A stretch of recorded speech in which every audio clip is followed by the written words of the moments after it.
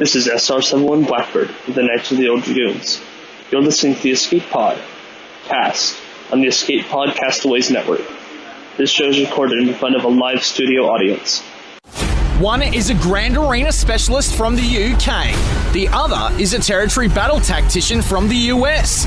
Together, there are no signs of intelligent life on board. With both having played this game since launch, the one thing we are sure of is that you will be entertained. The Escape Pod Cast, a service of the Escape Pod Castaways. A weekly podcast about the mobile game Star Wars Galaxy of Heroes. Live from the network studios of Yavin 4, here are your hosts, Neil Andrew Eyre and Paul Anthony. Coming up on this week's edition of the Escape Pod Cast. I put something very personal on the line in a push to get 1,000 subscribers. Is this another Gear 13 or Zeta challenge, Neil? Is there a Relic 7 Gar-Saxon in your future? No. This is much more personal. Interesting. You know what else is interesting? The bugs that CG is going to fix for light side territory battles. But this is not going to go the way you think. Wait, what?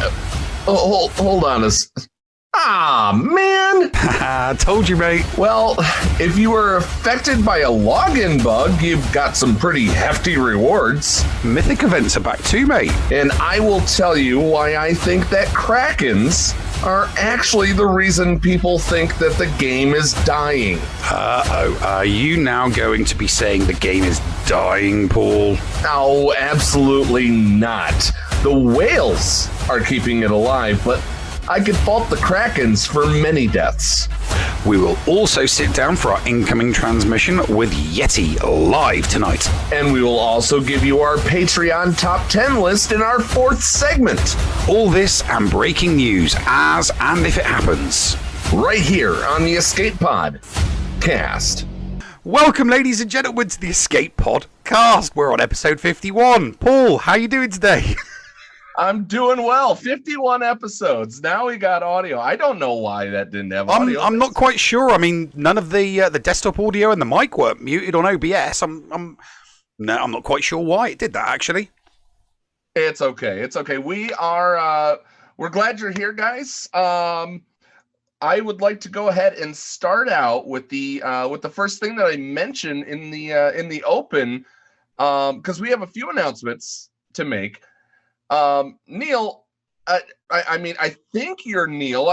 Your beard is gone. Yeah. I rage cut. I rage cut it off. It was a fit of rage. I had my beard trimmer out, and I was gonna, just do a little bit of, smartening, get rid of some split ends and some stuff like that. And the grade 3 attachment on it just my beard trimmer it wasn't going through my beard. It was clearly, maybe I need to get one of those manscaping things. I don't know. That's when you take grade 5 and then you go to grade 3. Yeah, well, I couldn't find my 5, so I thought I could just go straight to 3. It wouldn't work going straight to 3, so I ended up taking it off, and I just raged. I took the lot off. So, yes. And Ouchie Dumpling says you no longer have your superpowers because you've lost your beard. I know. I've lost all my superpowers. We'll have to wait and see. What superpowers I've lost. We'll is it as drastic as what happened with Samson against the Israelites? We'll just have to wait and see. Well, speaking of Samson, Samson lost his powers when he lost his hair. And Neil, what you're going to be doing, we put out a challenge. We're putting out the challenge right now. If we get to 1,000 subscribers, you are going to cut that. Show everybody, if you're ever watching on YouTube, he's got that little rat tail in the back there. He is going to cut that off, but there's a good reason behind it, right, Neil? Oh, yes. The hair will be going. The hair will be getting bundled. And I'll be getting it sent off to charity. I've done it before in the UK. In the UK, there's a charity called the Little Princess Foundation. They make wigs for children that have lost their hair for many various different reasons. It doesn't have to, it's not just the unfortunate souls that lose their hair because of chemotherapy. You know, it could be as simple as, you know, a small child that has alopecia. So, but yeah, no, they're a really, really, really good little foundation in the UK. And I did it back in 2000 and I think it was 2014. I grew my hair from 2011 till 2014, and then 3 years of solid growth, and had it all chopped off and donated it. Well, that's amazing. Not just for alopecia, but it's also for cancer patients and things like that. So guys, get us to 1,000, and Nev will whack that little rat tail off. Some kid will get a nice head of hair. It's going to be great.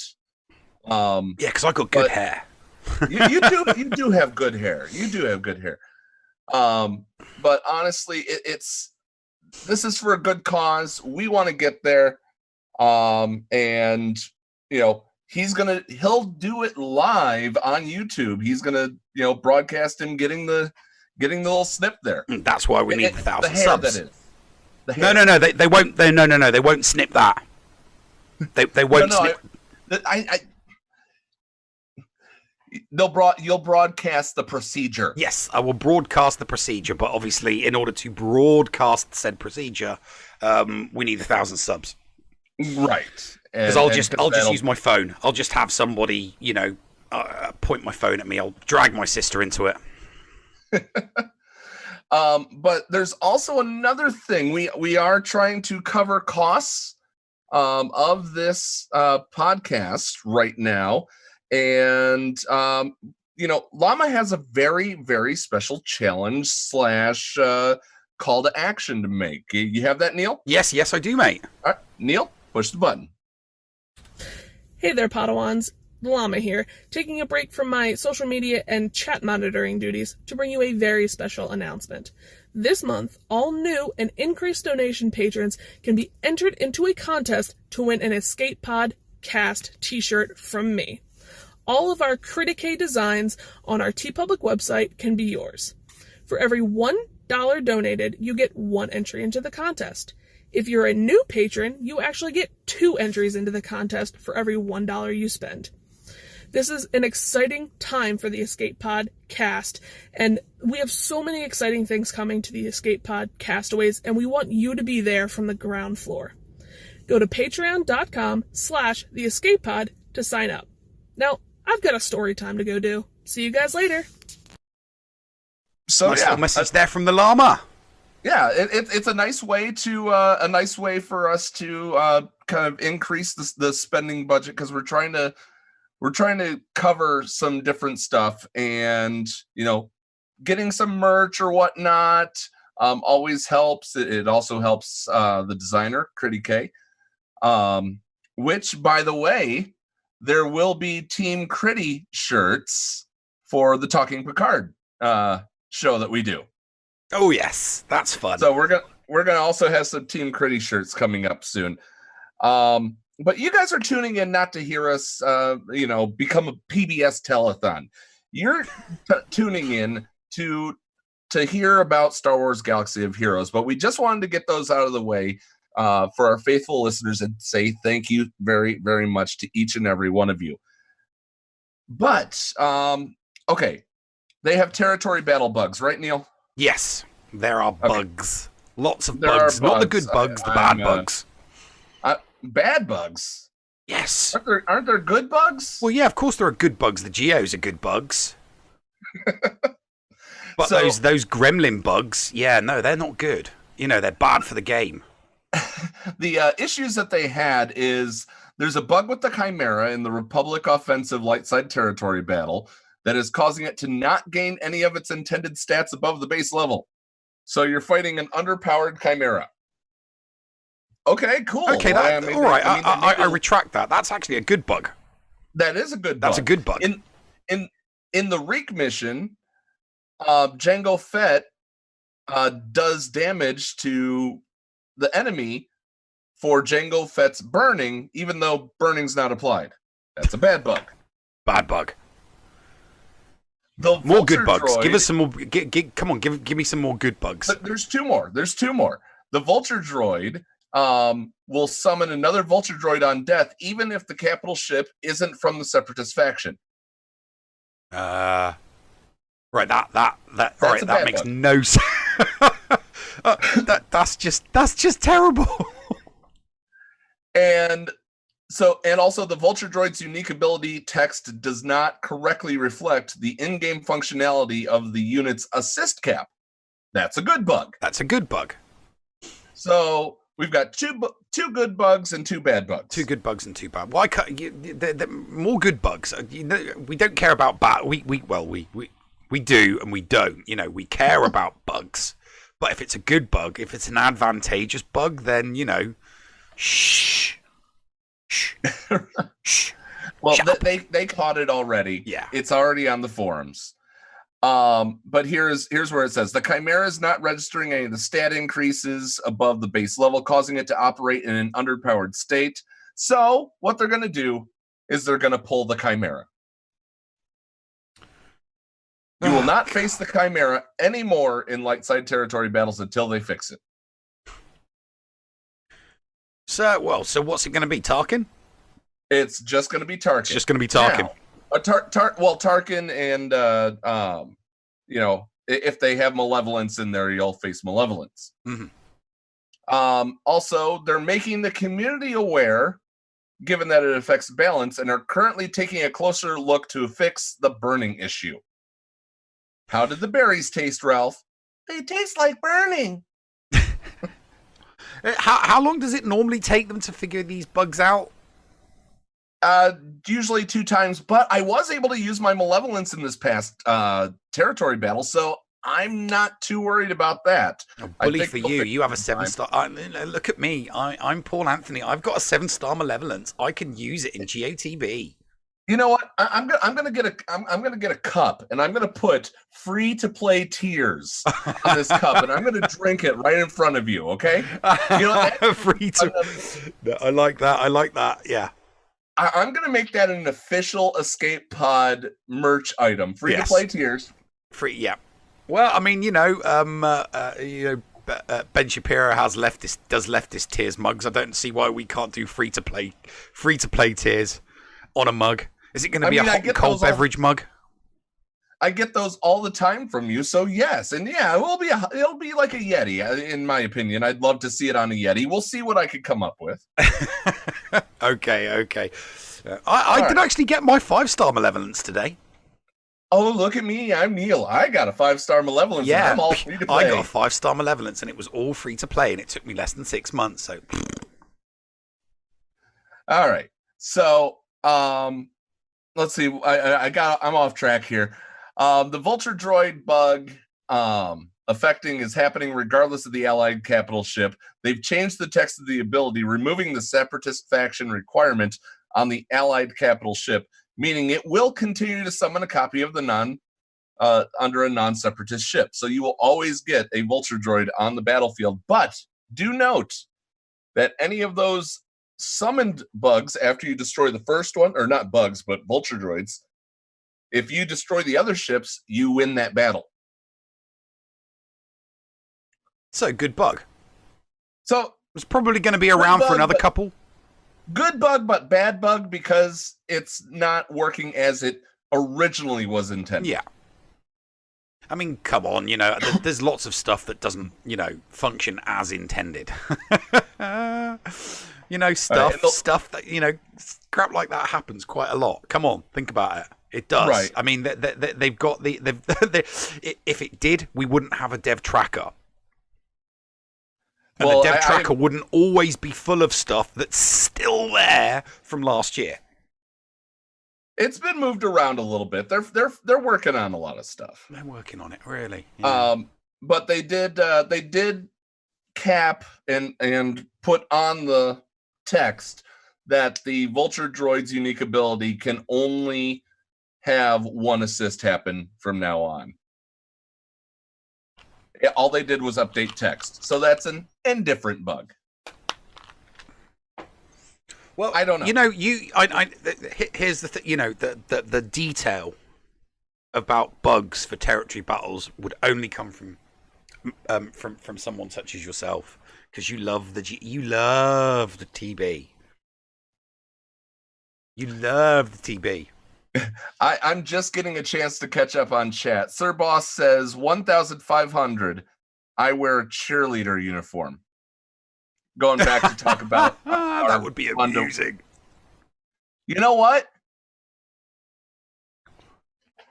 As of February 7th, 2020 at 7:51 p.m. Central Time, I accept that challenge. You get me to 1,500, I will find a cheerleader uniform and I will wear it for the duration of the following week's episode, pending that I can find one my fat size. What team do you hate?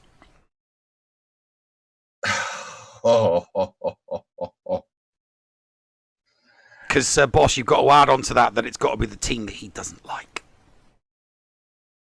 All right. I will find an Ohio State. Ohio State, yes. Boss just cheerleader uniform. You get us to 1,500. I'll make that happen.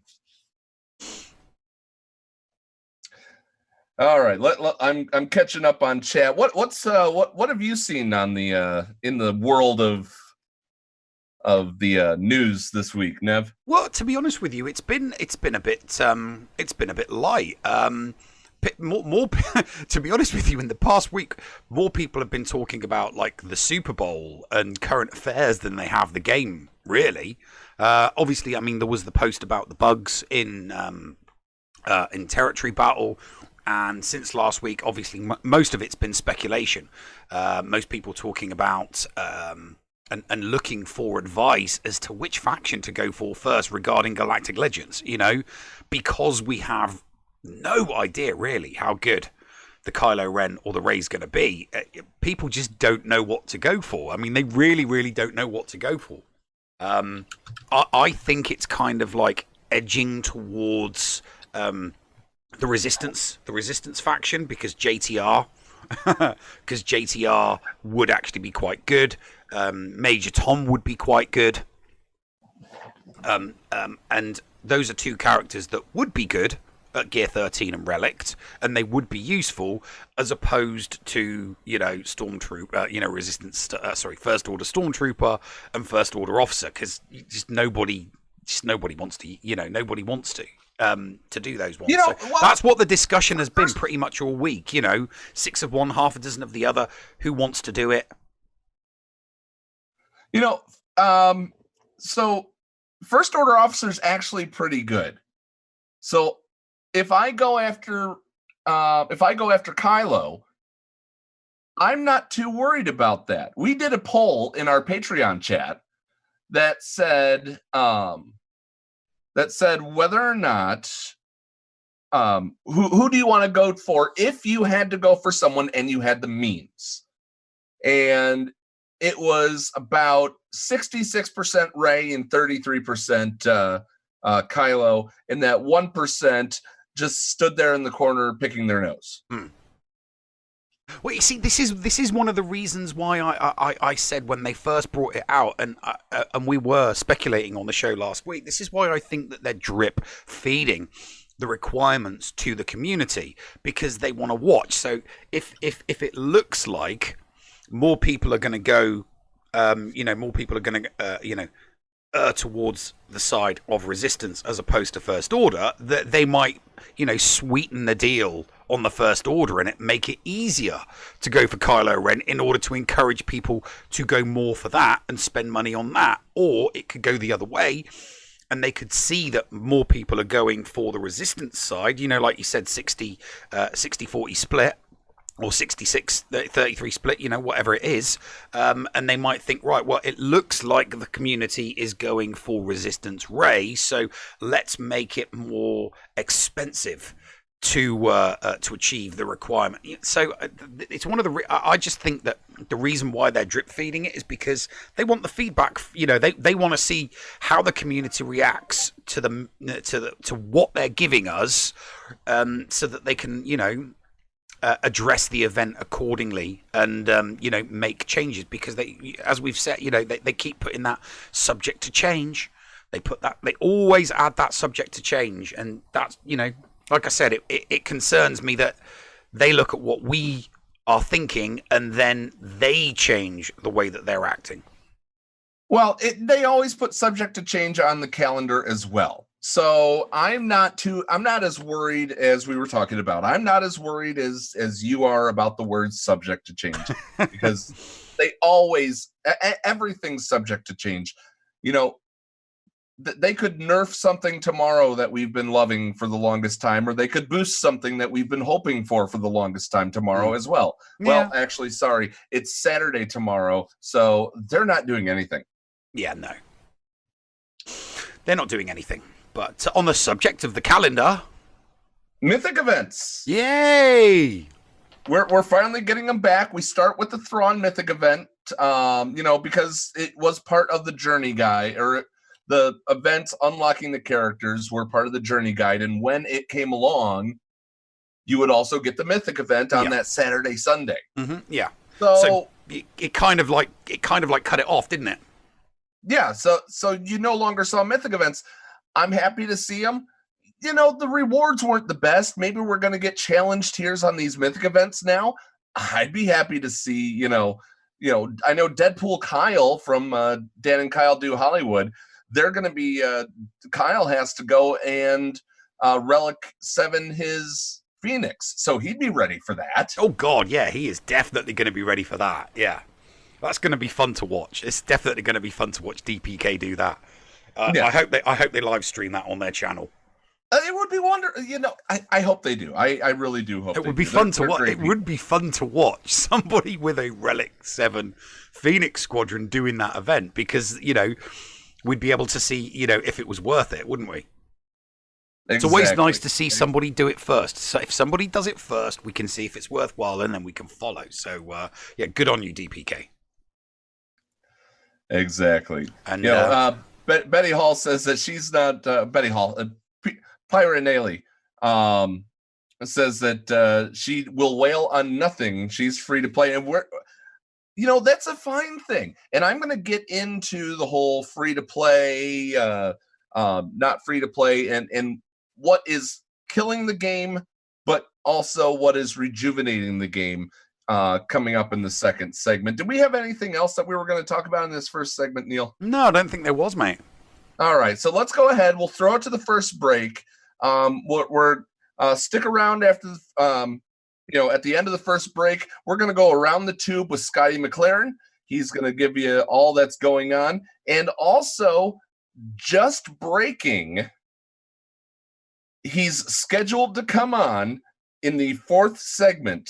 Ladies and gentlemen, McMole is back in Star Wars Galaxy of Heroes, and he's scheduled to join us in the fourth segment, so you're not going to want to miss that either. Stick around. Coming up after this break, I'll give you my monologue on what's killing the game, but not really, right here on the Escape Pod Cast. The Escape Pod Cast with Paul Anthony and Neil Andrew Ware. Micaeus Modding Mayhem is the premier remodding service for the game that we all love, Star Wars Galaxy of Heroes. With some of the most affordable rates in the industry, Micaeus will rebuild your roster from top to bottom and give you consultation on where to go from there. Micaeus has a 100% satisfaction guarantee and lots of useful additional services, including a full cleanup of your mods, loadout pages, PvP plans, and more. Contact Micaeus today on Discord at all lowercase Micaeus number 0127. That's MIKAYAS number 0127, or at micaeusmods@gmail.com. Micaeus Modding Mayhem, the official remodding service of the Escape Pod Cast. Did you know that if you signed up to become a Patreon, you could get tons of rewards? Force Ghost Scotty could do a roster review for you. Neil Andrew Ware could share Grand Arena tactics. Or Paul could even help you get maximum stars in Geonosis Territory Battle. And you even get access into the after show. Sound good? Sign up to be a Patreon today. For as little as $2 a month, you could unlock a ton of potential content and also get closer to the hosts. Head to patreon.com/The Escape Pod to sign up. Hello, friends. This is Thaddeus from Going Nerdy, and I approve this message. and am compensated for signups for this service. The world's largest audiobook library is at your fingertips, and the Escape Pod Castaways wants you to try it for free. Head on over to escapepodcastaways.com and click the Going Nerdy offer button to claim a free audiobook and 2 Audible originals. Cancel anytime, and it's absolutely free to sign up. Check out Audible and support the Escape Pod Castaways, all for free. See Audible website for details. Restrictions may apply. Hello everyone, this is Scotty McLaren, and once again we're going to go around the tube for this week as we keep you up to date with what all of the content creators have been up to this week in Star Wars Galaxy of Heroes. Over at Heinz's channel, he's been doing some pretty awesome stuff this week. This week he managed to get his hands on Jaina Lorso's account, and she's only a 3.5 million GP sort of roster, and she's been doing a bit of harpoons and whaling with Heinz throughout the week. Some pretty interesting battles there and some pretty interesting theory crafting. Make sure you go on over and go and check it out. And also, I can tell you that at the very end of Jaina Lorso's video of the 3rd round of this week's GAC, Heinze had a fair bit of fun with some teams that were happening there as well. So if you want to go and see some fun teams and some things that can actually knock some things out, make sure you go on over and check out Heinze today. Meanwhile, over at other channels as well that are going on over on YouTube at the moment, Arnold T101 has been teaming up with Mobile Gamer and also Cubs fan Han throughout the week, and what he's been doing is he's been actually doing some pretty interesting sort of theory crafting videos and some pretty interesting teams that are actually working as well, so make sure you go on over and go and check that out. Meanwhile, It's Just Ian has been doing some pretty amazing stuff as well. He's done a pretty good video about the best Gear 13 for each faction and the uses and why they are good, so if you're looking for some pretty good stuff there from It's Just Ian, make sure you go and have a look at that. And he's also found as Helenix. Hashtag shameless self-promotion. And you're listening to the Escape Pod Cast, part of the Escape Pod Castaways Network. And welcome back to the Escape Pod Cast. And as always, I'm joined with my co-host, Neil Andrew Air. Nev, a little bit of trouble in that break, but the listening audience is none the wiser. Am I right? Well, I hope so. I hope so. I really, really do. I mean, we tested it all yesterday, and things normally go really, really smooth during the live show when everything's been tested. So yeah, it's what are you gonna do, eh? I'm not sure, but one of the things that I wanted to cover, and it kind of came up in the chat this week, and people were saying that, you know, there's people that say the game is dying right now. Yes, there are always naysayers. Yes. Okay.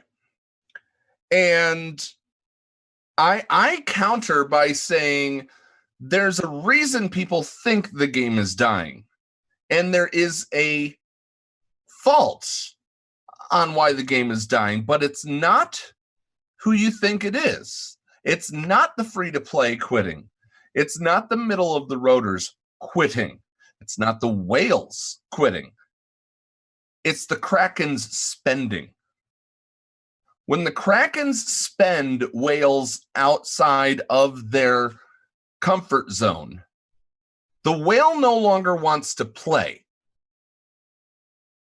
When a Kraken goes and makes a whale think that they have to go and get the latest thing in order to compete and get first in their arena shards and their ship shards all the time, every single day, they end up consuming their own food source. The whales are not an endangered species. In fact, the whales are starting over, and they're, I'm not going to trash it, Neil. We made a pact that we weren't going to trash the hyperdrive bundle this week. But what's happening is a whale is taking their end game money and they're putting it into early game. they're going and they're restarting a new account. We saw that with Cubs. We've seen that with Biscuit Weasel. We've seen that with Arnold doing that as well. We're seeing all of these content creators go buy the Hyperdrive bundle on a new account because that's actually more fun than having to feel like they compete with these Krakens all the time. The Krakens are soon going to run out of food, and they're going to become disinterested, and they're going to start going away. But the whales, there's more whales than there are Krakens, right? Well, yes. I mean, Krakens are the tip of the spear. The Krakens are, for all intents and purposes, the tip of the spear. The Krakens, we're talking about people that are prepared to spend, 4 digits plus per month. Whales are the 3 digits. I would put the whales at the 3 digits a month.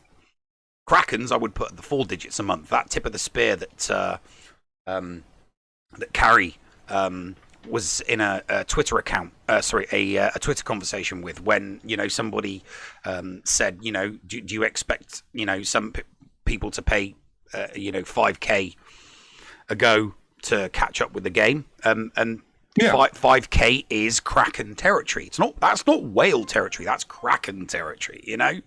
And that's a lot of money. But there are people out there with that type of disposable income that can fork out into the game. So. Yeah. The people that are running in there are becoming less and less people that are currently running in the, I would say, 3.5 to 5.7 range. They're all super Kraken, and they're going to guilds like Maw. They're going to guilds like TI. They're even going to some of the big spender guilds over in the ANZGC. The pool is shrinking of higher end players who are sticking with this or sticking with their first accounts rather than staying the course. They're going to their their original accounts, and they're buying a Hyperdrive bundle, or they're hoarding, and then they buy the Hyperdrive bundle. We saw this with you, and you're absolutely free to play. Mm-hmm. But I'm coming back, baby. And you are staging a comeback. So, the immediate free to play, it's not dead, but it makes a man out of you. Oh God. Yeah, but the last 2 months of it's not. It's obviously I'm not having a go at the Hyperdrive bundle. But what everybody needs to understand is that there were unintended. There have been lots of unintended consequences, and unintended consequences can manifest themselves in positive and negative ways. Sometimes they can manifest themselves in neutral ways. Now, obviously, one of the big negative unintended consequences of the Hyperdrive bundle was it killed competitive free-to-play for new accounts. I'm being very, very specific. It didn't kill free-to-play, it killed competitive free-to-play for new accounts, not veterans, because every single free-to-play account that was in my shard, barring one and me, stopped playing, disappeared, vanished into oblivion. But I think with what you're discussing, one of the positive / negative unintended consequences of the Hyperdrive bundle is what you've just discussed regarding the split between whales and Krakens. Krakens spend in the thousands, whales spend in the hundreds, but because of the power creep, if you spend in the thousands, you can leap so far ahead that those whales spending in the hundreds cannot physically keep up with the Krakens spending in the thousands. And because of the availability of the Hyperdrive bundle, a whale doesn't have any issues starting an alt account, buying a Hyperdrive bundle, and pumping, you know, $200, $300, $400 into their account a month until it's not close to, but comparable with where they were, say, 12 months to 18 months into their primary, into their primary accounts, because the Hyperdrive bundle gives you the big boost, and the Journey Guide allows people to effectively buy the legendary characters that they want, that they would have had to have waited for originally through the 3-month cadence system. So the Hyperdrive bundle and the Journey Guide has had unintended consequences. The problem with this unintended consequence is that, as you say, if the whales move away from their original counts, the Krakens won't do that, because they've invested tens of thousands of dollars, tens of thousands of pounds, whatever the currency is. They've invested tens of thousands in their primary accounts. They are not going to just mothball those accounts, buy a Hyperdrive bundle for an alt account, and start all over again. But the whales don't have any issues doing something like that, because they know that they'll make that crystal income back as it kicks in. So the number of Krakens moving from primary to alt accounts is going to be considerably smaller than whales moving from their primary account to a secondary alt account with a Hyperdrive bundle.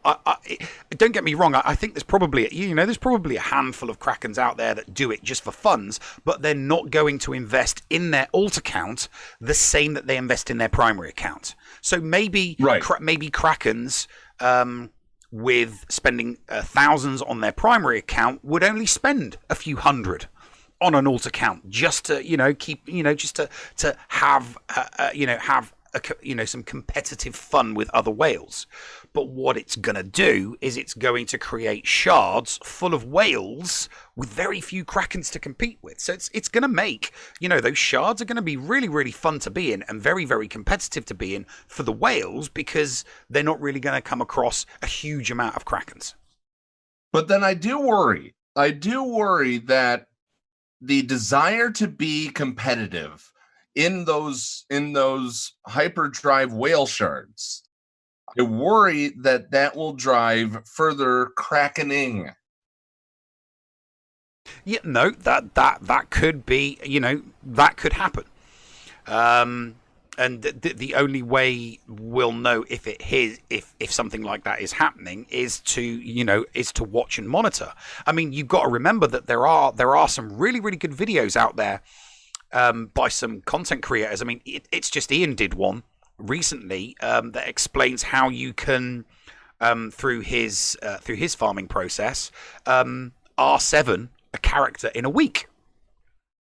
Right. I mean, that's what I was they have to be. They already have to. They have to be an existing Gear 13 character. So obviously, you've got the grind of getting someone to Gear 13, but getting that Gear 13 character from Relic 1 to Relic 7 using the It's Just Ian methodology can occur with correct spending and correct farming inside of a week. So if you're with a good guild and you're getting those Gear 12 finishing pieces to take a character to Gear 13, you could be mistaken for a Kraken, especially if you're doing if you're taking one Gear 13 character to Relic 7 every single week using his method, you could be mistaken for a Kraken.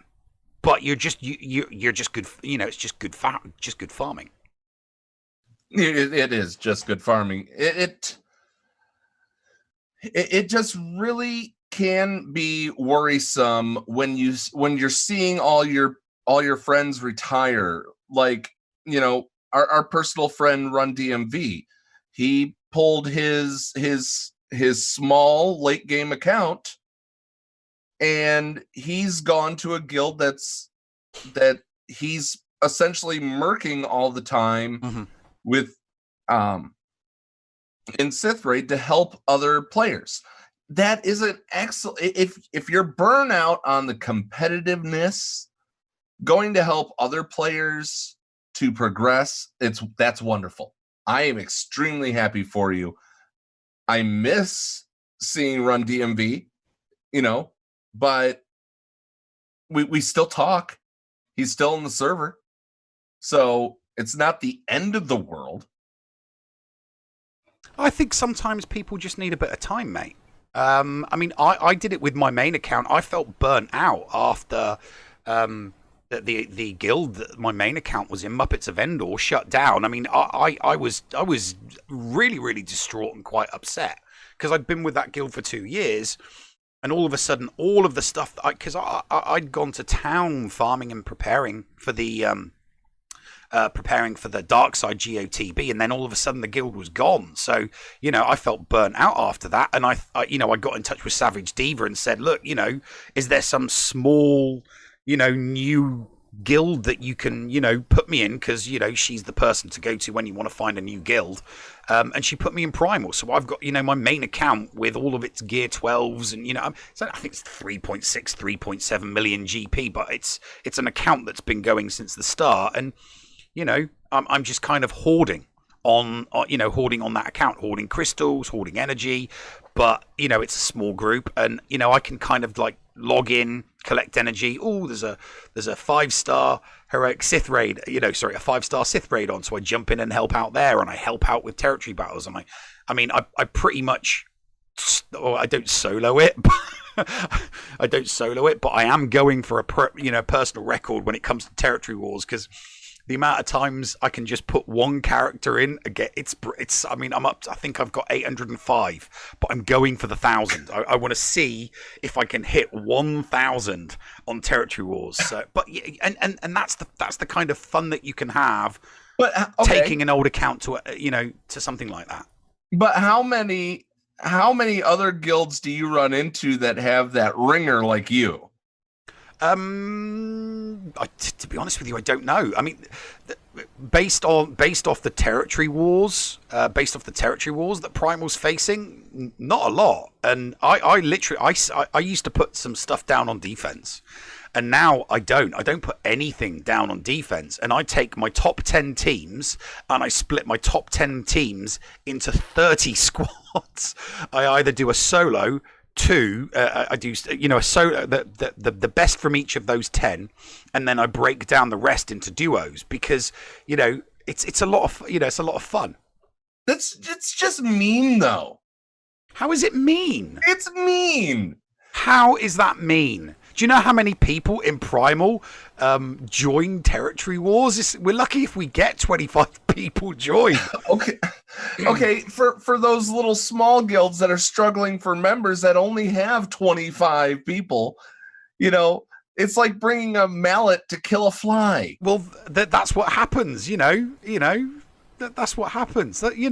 Hey, it's not my fault. I don't know. That I have. No. It's not my fault. I have a Relic 5 Grievous on that squad, and I can just literally solo it against any squad in those front two territories for territory wars. And the thing is, I don't even have to do it manually. I can just do it on auto. But the point is that that's what you can do. You can have fun with an old account if you feel that burnout. Neil, little Jimmy Thompson worked really hard on that JKR squad, and you just stomped on it. Yeah. I hope you feel good. I do feel good. I'll be drinking those free-to-play tears with my Dr. Pepper. You see, I enjoy free-to-play tears as well, you know? It's in a Dr. Pepper can, but, you know, the Dr. Pepper needs to go in a free-to-play. We're so doing that. We're so doing that on a mug. But no, hey, if I can't complain about, getting smacked, bitch slapped around by Hyperdrive bundle accounts when that first came out, I'm sorry, but people in territory wars with their, 1.2 million accounts that can only muster 50, 60 and 70k squads in territory wars, they're getting mollywopped. They're getting mollywopped by me. It's as simple as that. No guilt here. Says today's episode is sponsored by Dr. Pepper soft drinks, and also if people have been watching closely, Rudy's Barbecue.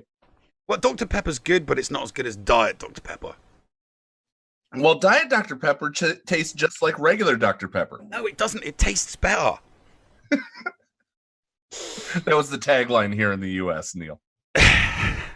I'm just looking at the comments. How big is Nev's small account? Which one?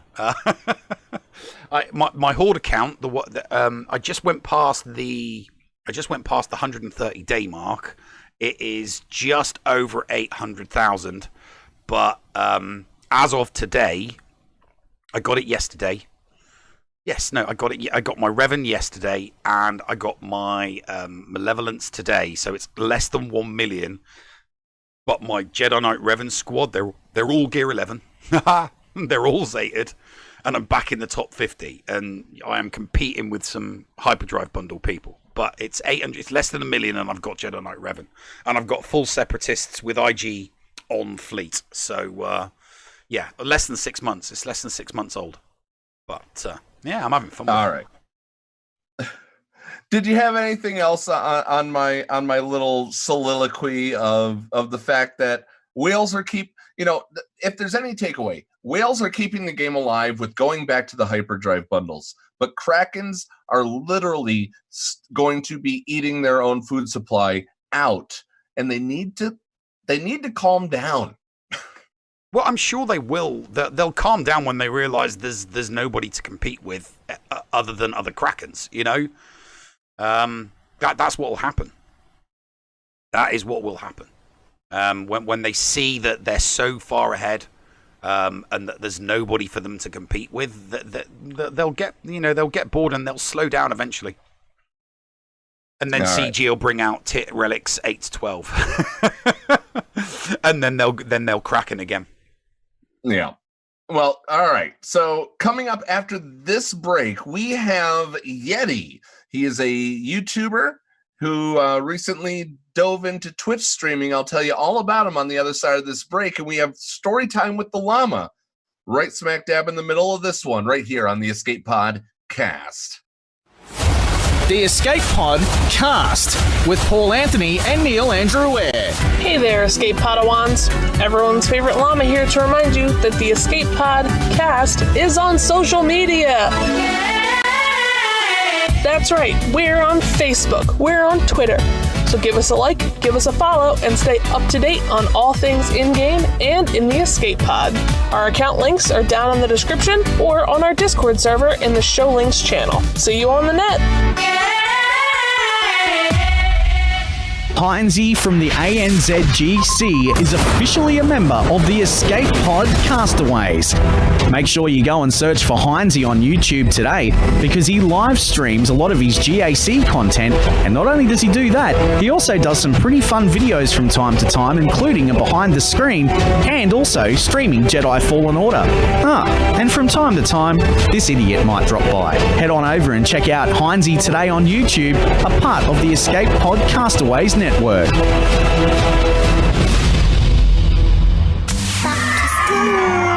Escape Pod Cast for Kids. It's really cool. Hello and welcome back, Escape Padawans, to Storytime with the Llama and the Escape Pod Cast for Kids. This week's tables are some of the most important to any Padawan's SWGO life, the light side and dark side battle tables. After we take a closer look, I'll be giving you some of my own tips and tricks to help you master them. The light side and dark side battles are set up identically to each other, each having 9 levels, and each level having a series of 6 to 11 battle nodes labeled by letter. Each level has both a normal difficulty and a hard difficulty. The normal difficulty levels can be battled an unlimited amount of times and are where you're going to get most of your gear. The hard battles can only be completed 5 times per day, per node, and that's where you're going to be doing most of your character shard farming. The biggest and really only difference between the two is that you can only battle the light side nodes with your light side characters. In those battles, you'll face off against dark side characters.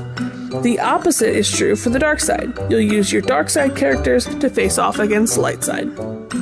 Now, when it comes to character farming, I highly encourage you to pick one character from the hard nodes in each of the light and the dark side battles. Then you can farm each of them daily with your regular energy. You can even refresh the nodes to farm more than once a day if you'd like, but be sure to save your energy for your gear farming. Having a 7-star character is much more beneficial if you have what you need to actually gear them up.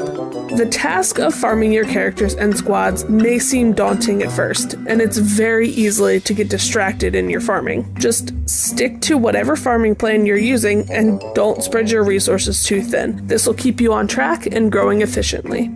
That's all for me this week. Tune in next week for more storytime with the llama on the Escape Pod Cast for Kids. Micaeus Modding Mayhem is the premier remodding service for the game that we all love, Star Wars Galaxy of Heroes. With some of the most affordable rates in the industry, Micaeus will rebuild your roster from top to bottom and give you consultation on where to go from there. Micaeus has a 100% satisfaction guarantee and lots of useful additional services, including a full cleanup of your mods, loadout pages, PvP plans and more. Contact Micaeus today on Discord at all lowercase Micaeus number 0127. That's MIKAYAS number 0127 or at micaeusmods@gmail.com. Micaeus Modding Mayhem, the official remodding service of the Escape Pod Cast. The Escape Pod Cast now offers our faithful listeners a way to show their support via merchandise. Declare your allegiance to Team Paul or Team Neil with official shirts. Get a story time with the llama button or magnet. Or just represent the show by getting an official logo hoodie. There are now even Team Scotty and Team Heinze options available too. Become an official Padawan today. Check out the merch at escapepodcastaways.com. Receiving incoming transmission.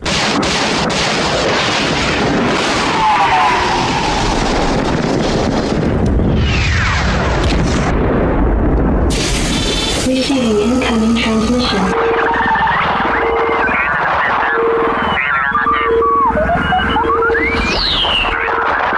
Receiving incoming transmission. Welcome back to the Escape Podcast. This week's incoming transmission. Paul, the master of ceremonies, why don't you introduce our guest? Well, I absolutely would love to, and it's an honor to have this guy on because you had talked about him when you first came on. You had said we got to get this guy on at some point. Scotty mentioned him when we were kicking around ideas before he ended up. Heinze ended up launching him out of an escape pod. But this guy, he brings you Grand Arena Championship content. He does roster reviews and a plethora of cat thumbnails. Yes, you heard me correct. This streamer loves his cat memes and takes every chance that he can to use cute kitten images for his thumbnails on YouTube. Recently branching out to Twitch streaming. He's an East Coast streamer, but we will not hold that against him. Ladies and gentlemen, as I put him up there on the screen, welcome SWGOYeti to the show. Hey guys, thanks for having me. I'm really happy to be here. It's always nice to get an invite to come and chat the game, chat Star Wars stuff with you guys, and just kind of goof off for everybody who's listening. So it's one of those ones. I'm like I said, it's just really cool to be here and to be included. And thanks to Nev again. We've worked together before with DB Official, so it's nice to be working with you again. Yeah, it is, mate. It was pretty cool to get the invite. And you guys were in my Twitch stream, and you're like, "Hey, you got to come on our show." And I'm like, "Yeah, let's do it." And you're like, "Yeah, can you do it live?" Yes, I can do it live. so you're like, all right, here we go. Yeah, we kind of bombed your Twitch stream and just completely took over the chat for it. Yeah, that's perfect though. That's really what it's for. Like I do my GAC, and then usually it takes about we usually like basically talk shop for about 20 minutes, like me and the people in the stream, and then we go and we do the attacks, which happen really fast, and then we sit around and like drink for an hour and a half. So and then just talk about whatever inane bullshit comes into our minds, which is a beautiful thing. Mm-hmm. Like half of this life is about talking shite with randoms. so there's GAC and there's drinking. So you're Urza Light. Yeah, I'm Urza without the yelling. That's how it was described to me. They're like, you're a lot of fun, like Urz, but you're not screaming at stuff. So it's like you're the adult Urz, even though I think I'm a very large child. So it's like, it's one of those. So it's Urz without the hookers and blow. I don't know. There's some of that, but just, it's a little bit more muted. So you were very excited. I'm going to go ahead and let you plug the drink that you're drinking today. What you got in that glass that you started out with? Interesting. This is a Belgian ale. It's called Mont, and it came in like this pack. The big thing that was about it is my first ever donations came in on my last GAC stream. And so I basically was like, yeah, I'm going to just buy booze with it. And so I did, in fact, buy booze with it. So this was a 100% purchase with donations off the stream. Thank you very much. I appreciate the beer. That's coming from Rick Astley with his $15 donation. So cheers, buddy. Rick is a very good guy. I've seen him on a few different channels. Microtransaction is where I first met him. Yeah, I met him there as well, and then I started picking his brains about his Night Sisters because he's just like his actual message on the donations was the Night Sister meta never died. I think that was right before I took my Treya trio and destroyed a Night Sisters team. So it's funny how that works. All right, so let's talk about what you do here, Yeti. What's your account size right now? And how long have you been playing? Did you take any breaks? Give us the bio of your profile of what people can expect to see when they tune into Yeti. Well, I'm just under 3 million GP. I started last December. I'm not fully free to play, so I'm pretty open about that. I did get the Hyperdrive bundle, and I was pretty tactical. Like, I found YouTube and Reddit really early, which is why I started my channel, actually, because at the beginning, I was trying to figure out how I wanted to spend my resources. And that's when I decided to spend a little money, and I got Bosk Houndstooth really quickly and really aimed at Jedi Revan. So by the time I hit level 85, I had Bosk and Houndstooth. I was like the third of my shards, so I started finishing really high. And then I got Jedi Revan like a day after I hit 85. So it was like a really great transition for me that way. And because of that, I was looking for accounts that were like lower GP, so I could just see what Grand Arena was going to be like. Because I would see all these ones where like you'd see like Cubs and you'd see Arnold and you'd see Urs and you see these guys with these like 5 million GP rosters, and they're like, oh well, they've got this team, so I'm just going to pull out this counter and we're just going to do it that way because this hard counters that. And I'm like, I don't have any of that. Like, I don't have literally any of that. Like, what do I do? What do I do? And so every single Grand Arena I've ever done is on YouTube. So like my first ever Grand Arena is on YouTube, and it goes up. I took 1 month hiatus just from Grand Arena, not from the game. So I've been playing solidly since the December before last. So just over a year now.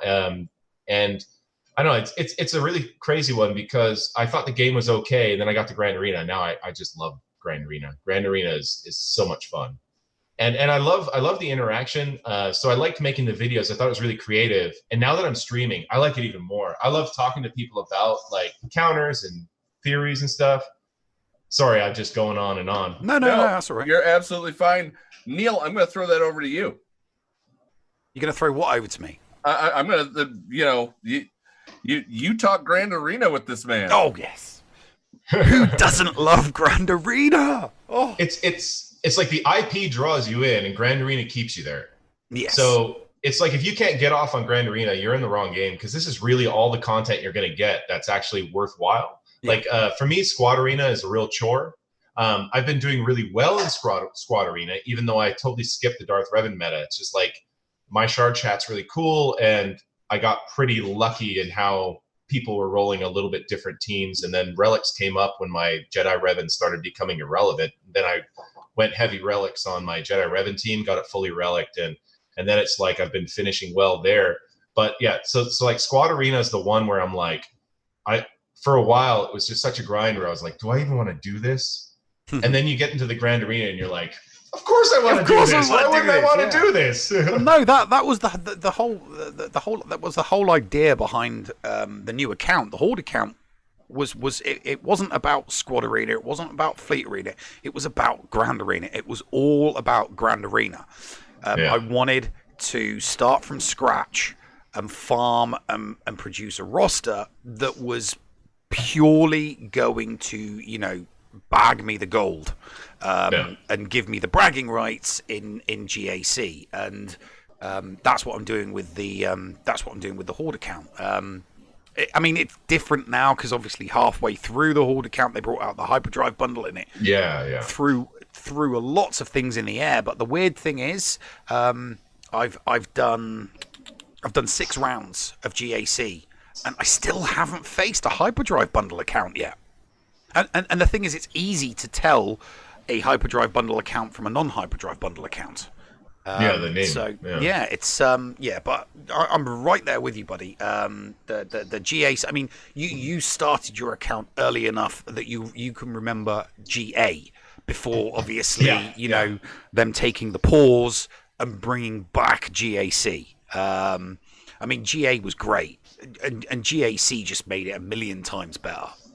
I actually preferred the normal GA because it was more like it reset every week. So the idea of hitting Kyber and stuff. So here's the thing: every Grand Arena Championship that I've been a part of, I've hit Kyber. So for me, it's like I've never struggled in that sense, but I still think the regular GA was better because there's so much RNG on who you're marked like matched up against, So someone who gets exceptional matchmaking for just 4 weeks, right? Like with the amount of accounts that are in this game, that's really possible. Like you get guys finishing in first, and I'll like look up at the top of the roster, at the top of the leaderboard, and I'll be like, man, I would just donkey dick that account. Like what? Like that's not fair. Like I would absolutely annihilate them. And then I have friends of mine. There's one specifically I'm thinking of. This guy Blue. He's got the most disgustingly focused account I think I've ever seen in my life. At like 2 mil GP, he's gonna get General Skywalker. He's already got Relic 7 Malak. Like he's got like 17 or 18 relics at 2 mil GC. It's not even fair, and they're all meta relics. It's JKR, DR, Treya, like that kind of thing. And he can't finish top 10. Like his best finish was 11, I think, or something like that. And I think my best finish was 14. I've only ever lost 9 Grand Arena rounds my whole like Star Wars Galaxy of Heroes career. Because like what you did with your Horde, I actually did something similar in the sense, but I started the game and then I just kind of like drug my feet, and then I found early what I needed to do. So where I didn't get a chance to Horde or to join like an early shard, like I think I'm one of the last guys that came into my shard because of the level variance and such when I started going. But I built for Grand Arena. Like I at like level 50, I knew I want to do this. And so like I started kind of like, if you look at my account now, you see it. It's like big paws on a puppy. Like I had 1 relic team and I built up 1 relic team, and then I had like 40 G11s because I was like, I know that having depth is going to win me the thing. That's where it is, the depth. You're absolutely right. That's where the you get the most of the victories. It's the depth of roster, not fluff. The depth. Yeah, depth. So for me, I always thought about the next division. Do I need more teams? If I need more teams, do I need to stall? Do I need to like Horde and throw out some decent teams at this point? And so I've always built for Grand Arena. Like Grand Arena has always been my focus. It was just a weird one because like I just really dislike the Sith Empire team. I don't like the mechanics. I don't like how it works. So I just avoided it. So now I finally have it, and I've thrown some relics on it, and it's just like eating stuff up. But it feels like button mashing. It's like E Honda, in Street Fighter. Like just like pop, pop, and it's just it's weird, and so it's nice to have it, and I feel kind of like it's funny when I you'll see me laughing about it now. Like I'm like, I don't even know how to play this team. This is brilliant. No, well, my thoughts on it, I came from the days of when Gear 11 was the top thing. There was no gold profiles. So when I was going and getting everything, I would take things to purple and stuff. That's where I thought the sweet spot is taking things to purple and then being able to go and take something else to purple. And that's why I have a 5 mil roster is because I took things to purple. And well, also the big content for you would have been the territory battles, and so GP is the win. I am the territory battle guru of my guild. You know, I offer TB consulting as part of our Patreon. Yeah. So you know, it is the mode that I absolutely love. And so that was good too. You know, I got into a disorganized guild where they were saying, you know, take everything to at least 50 and gear 4, you get kicked out of the guild. And I'm like, okay. Yeah. You know, because they wanted to win that TB. So did I. And it's a funny one. So it's like I always, at the beginning of like when I started playing and people were talking about matchups and stuff before they changed that, like I always was like, yeah, it's weird that they were like, they rewarded you for fluffing out your account, and then they started punishing you for fluffing out your account. It was a strange, like, it's like, okay, that's like, you weren't kicking the can down the road. You literally like kicked the can down the road, and then you took a sledgehammer and smashed the can. Like it was just, it's one of those ones where it's almost hilariously harsh. Do you know what I mean? Like they're setting you up for failure because they didn't see down the road that they might want to, you know, have something like a grand arena, which, you know, they already, I don't know much about the championship that they did or whatever, that got shut down and then replaced eventually or something like that. They did some like. Oh, are you talking about tournaments? Yeah, the tournaments. Yeah. I think the tournaments were back in 2017, I think. But they didn't go down well, and they got canned quite quickly. Yeah. But so the thing I was kind of getting to with the normal Grand Arena that I thought was so great is that if you got kind of RNG screwed, so even if you had bad matchmaking before the algorithm change and you had got into a nasty bracket, it's 1 week. It doesn't carry over. You just get hosed the 1 week and it's fine, you know? But now getting hosed 1 week can basically be like an avalanche and send you, you know, down like a weird month in the game. Do you know, like if you get matched up bad again, then all of a sudden it's like, well, shit, I'm getting screwed up again. Like, you know, and then you're just like, well, I don't even care anymore. Just whatever, auto defense, you know? So that's one of the things where I was like, that's where I feel that GIC has kind of let us down a little bit. And also another strange one that you don't auto join. Like if I did the first week, I shouldn't have to rejoin the second week. I'm sorry, that shouldn't happen. They need that. They need that in the game. Yeah. And once again, on that second week, the lock-in shouldn't be like whenever I hit join. It should be the second that it actually starts. When the actual lock-in happens, that's when my mod should lock. And I get that people can get caught out, but you got to think, you got to know. Like there's a button on your screen that says there's 57 minutes left. Go mod your teams. Like just, you know, it shouldn't be like, I get that some people don't want to be that involved, but I mean, it's just weird that it's like, oh, when I hit join, because I've done that on accident, you know, like I've literally opened, oh, join, click. And I was like, oh, why did I do that?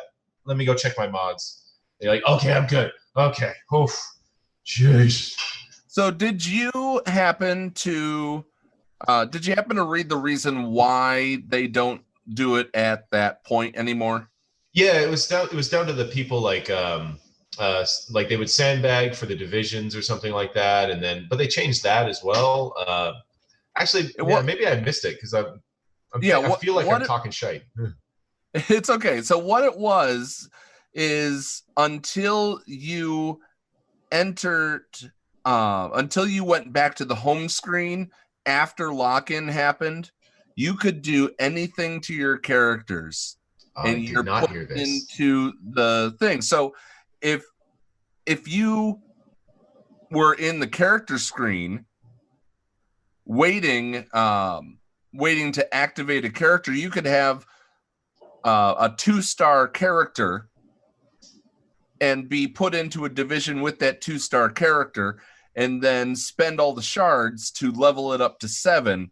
And you're still in that 2-star division, but now you have a level a 7-star character because you didn't go back to the home screen after lock-in. Yeah, I didn't know that. I didn't know that was happening that way, where you could where you could load up that way. I did know that that when you joined, it was like holding your GP a little bit, or it sets you into your bracket, and then you could do things, because I'd done that before. But it was never really flagrant. It was like, well, I've got like one more Zeta map to lay out this Zeta, and then GAC lock-ins in 3 hours. My ship arena payouts in an hour, so I'll get that extra Zeta mat when I get those materials that I can lay that Zeta and get it before the end of the GAC lock-in. So now I'm always like, I'm living dangerously. It's always like 13 minutes till GAC. I gotta go join. Yeah, no, I did the same with my Horde account. Didn't join until 40 minutes before, because I really wanted my Revenant Gear 11. I really wanted my Revenant Gear 11 before. I don't doubt it. And I do actually think that's partially the reason why, as much as we would like to have join GAC once and that's it for all 4 phases. Yeah. The mechanics of the mechanics within the code that runs the algorithm would kind of, it's designed to lock you in when you hit the join. If you hit the join at the first, it would lock your account for all 4 phases, which I think could be interesting. I really do think that could provide additional challenge, so you get locked in at what you've got in your roster for an entire GAC. I actually think that would create. Really good. I think that would be pretty good, but I know that it's not good from a marketing point of view, because I think it's better. CG likes to shill their stuff. Sorry, EA likes to shill their stuff. Packs and various different bits and pieces and new characters and stuff, a few days before the start of a GAC, because they know that whales and krakens might want to, dive in and spend a little before a phase 2 or a phase 3 or final phase 4. Think of it this way. Think about how much they'd be willing to spend if they're locked in for a month. Mm-hmm. Like, I think they would make a lot more money if they did it that way. And I think it would be kind of interesting for the accounts that don't spend, because you're like, all right, like I've saved, I've got this. It's like, let's just empty out all my stun guns, all my Carbantes, all my stun cuffs. Let's bring everybody up as high as I can make it, because we're just locked in for the month. All right, let's grab our balls and go. Join. Yeah. Ouchie Dumpling says that she thinks that would drag on, but Ryrock says that he always makes sure that he do all of his remodding and upgrade before joining 30 minutes until lock. But Brandon has a question. Yeah, sorry, Ryrock. Brandon asks, do you prefer GAC with or without fleets? I've always been fleet focused, because when I started, I never thought I'd be doing well in my shard. So I always focused on getting fleet. So I was like, out of the gate, I wanted JKR and Millennium Falcon, and I went really hard at them, and I got the Millennium Falcon as fast as I could. And now I have a negotiator fleet, and it's absolutely hands down the best fleet in my arena shard, fleet arena shard. So like, it's one of those, I've developed 2 really good fleets. So for me, a GAC with fleets, my opponents are going to have some problems, because most of them don't really have one really good fleet. So I can set like my negotiator on defense and still beat them up with my Falcon, it's a beautiful thing. So it gives me I feel like my account has an advantage when there's fleets in the GAC. That said, I do like variants. I don't like 3v3 anymore, ever since they brought Malik into the game. But I used to love 3v3 because of how different it was. But I like fleets going into the GAC just to see something different, maybe if it were to like replace a team on defense, then you get some really nasty defenses that you have to deal with your squads, which would be really fun when you think about it.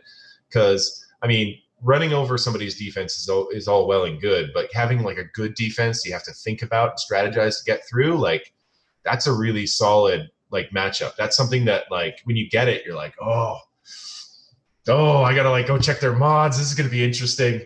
Like, oh wow, they sent me that. Oof, this is what am I gonna use on that? This team's got this, and this. Like, I don't have a direct counter. I'm gonna have to like try to counter this with that, and I like that strategy part of it. So what I think is kind of lazy is when they give you the same amount of defenses and a fleet. I think that fleet should be one of your squad defenses. And it's like I said, because then you get a harder defense, and then the attacking has to be more well thought out, because you know that their worst team's not going to be there. Their worst team's on the bench, maybe doing cleanup duty, but you're going to get like probably one of their solid attacking teams somewhere in the defense, and you're not going to know where it is because their history is not going to show it, and you're just going to be looking at it like, all right, are we going to get, you got your Sep droids, and he's also got both the Revans, and he's got, Padme. Like, I know at least one or two of these are going to be on defense. Which ones are they going to be? What does he think I'm going to put on defense? And then you've got this different kind of strategy. So, I mean, I do like it, but I think it could be done better, essentially. Yeah, Rick Astley says that he liked the original Grand Arena 3v3. I did too, and that was, as you said, pre-Malak. Yeah, it's just silly because a Relic Malak just can't be beat by anything but a Relic Malak. Like, I mean, I watched streams where like General Skywalker's dying to Malak, like the new shiny new toy. No, that shouldn't happen. Like, I just don't like the idea that. Like I'm like the biggest Malak detractor that you can have, as someone who's literally been anti-meta the entire Malak meta. The character is not a lead. His lead does not provide his team these things. So it's not like JKR where you've got all these really fantastic pieces that come together and make like this magical symphony of OP. He is just simply OP. Like General Skywalker's not OP. You get him in a full Relic 7 clones team, and it's a good team, but it can be beat. It has a bunch of different counters. Malak, if you don't land healing immunity, you just can't beat him. It's the way it is. He's been built that way. And like his Hell Steel is outrageous. He's got the Hell Steel Annihilate. Come on, CG. Really? And then his defense gets bigger as he does it. As he steals, does a health annihilate, his defense gets bigger. Yeah, that makes sense. Brandon also asks, and I'm going to go ahead and I'll take this question here. And thank you, Elias. I appreciate that you enjoy our content. Do you think that they will fix the heroic Sith gear? My answer to that, to be honest with you, is they already did by putting more GET or by putting GET stuff into the Sith raid. And I think that sweet spot is where it's at, because you can use that to purchase the gear of your choice when it comes up in the random thing. Now, Neil, what we've been talking about our favorite specific GACs. We've known each other for a while now, and if you laid out a multiple choice test for me, I don't know if I'd be able to tell you what your favorite one is. What is your favorite one? My favorite one, what? The favorite of the GACs, 3v3 with ships, without ships, balancing on your head. I'm a big fan of, because the GAC is all about tactics and strategy. As far as it is tactics, it is strategy. That's why I lost my last round. Bad strategy. But the best GAC is the full house. So you've got phase 1 3v3, phase 2 3v3 with fleet, phase 3 5v5, phase 5 5v5 with fleet. It's the best way to do it. You've got 4 phases, and there are 4 ways that they can do a GA phase: 5v5, 3v3, and then 5v5 and 3v3 with fleet. And it gives so you take Kyber from that, and you can say it's not just all phases of 5v5 or all phases of 3v3. You win a GAC championship at all the 5v5, and you can say, well, I'm good at 5v5. If it's all 3v3, well, I'm good at 3v3. If it's all fleet with 5v, but if it's a mixture of the lot, you can say, I'm a GAC all-rounder. So I preferred it when they did that, but now I can't remember. I think it was GAC. I'm not sure if it was 2 or 3. It might even have been 1. But that's when they did that I loved it when they did that GAC, because it engages you more. If it's all 5v5, you start getting a bit of burnout and you start thinking, it's another, you're putting the same defenses down, you're keeping the same teams for offense. If each phase is 100% different from the previous phase, you do things differently. And your strategy is different, your tactics are different. And when you do come up against a Malik, forget it, put something on your side that your opponent ain't going to get past. If you're not going to get past a Malik, you put something down that they're not going to get past. Well, All right, I agree with Yeti, you were that. going to hop in there? Well, I was just going to say, another way that they could make it more interesting, you were talking about 5v5, you get stuck, you're using the same offense, using the same defense, stuff like that. I think CG has opened up some really good avenues with the feats, but they're locking your feats in for an entire month of GAC, which I think is the mistake. So I think it should be like a pick and mix. Like 1 week you get Sith, 1 week you get First Order, 1 week you get Jedi, 1 week you get Seps, like that kind of thing. So they're trying to force you to use different teams on offense to get those extra feat points. And I think they can really get crazy with it and do something like do one where it's just a jamble, where it's like, one of the feats they give you need to go and kill things with double-sided lightsaber. One feats they give you need to go kill things with crew. One feat you give you need to kill stuff with General Grievous, like that kind of thing, and really make you mix it up. And I think that would be probably the best way to do this month-long GAC, even if they don't want to split up like what Neil was talking about with like the 3v3, 5v5 with the fleets, not with the fleets, etc. Because then they're really forcing you to use different parts of your roster on offense. And as it's one of those things, like the most exciting thing in this game, flat out, is when you're attacking another GAC opponent. So if they can force you to use different things and learn different teams, or use teams you're not used to, that you're used to just jamming on defense, like I think that would be the best for the long run. Number one in their bottom dollar, and getting people to try different things. Like it's one of those, like I almost instinctively were to throw stuff like Night Sisters on defense, but I know that as I get higher up, when I'm getting into like, Div 2 and Div 1, I'm almost guaranteed to have to take my Night Sisters on offense, because I might need that option to say take out a General Grievous with like BB-8 or Watt or something like that, right? And you need to have that kind of flexibility in your roster. But I don't like the idea that if I'm at a certain GP, I'm almost locked into doing certain things because my opponents might not have the counters. I'll tell you, I really, really enjoyed the fact that they had win with no reinforcements for Ship Squad Arena, because Neil, you'll get to learn this because you now have Malevolence. Yeah, that ship is just fun to take in nearly naked. Yeah, I'm having a little trouble with my Malevolence at the moment. I mean, my Grievous is only 4 stars. They're not particularly well geared up at the moment, and my Malevolence If you're having trouble with your Malevolence, talk to your doctor. They make a pill. I think they have a tablet for that. Yeah, exactly. All right, Yeti, we are coming up on the close of the segment. What do you have coming up on your channel? Anything that you got planned coming up at all? Well, obviously, there's always more GAC content coming up. I mean, I like I said, I'm really loving the live streaming stuff. I mean, getting more people in there would be great. But we usually have a really good group of people, and we usually like kick around for a few hours and really get down. So that's a lot of fun. As always, I've got a really good friend of mine who literally has everything new that comes out. So when finally Mecha Ray, Mecha Kylo come out, I should have some footage from those guys pretty much right off the bat, which is really nice. He usually passes me footage so I can cut films and get it out to everybody. So he's been giving me footage of it from his Malevolence and such too. So that's a really, really cool ship. So with that, and I always try to do some counters. Like I'm pretty much really, because I ran, Jedi Rev in Arena for like 13 months. I know how to kill just about everything with it. So I've done a lot of counters videos on that, and there's probably going to be some of that. I've got Padme going now, and I just started running. I've just started working towards my General Skywalker, so I'll have that event and such. I should have it the next time it comes around, which is a lot of fun.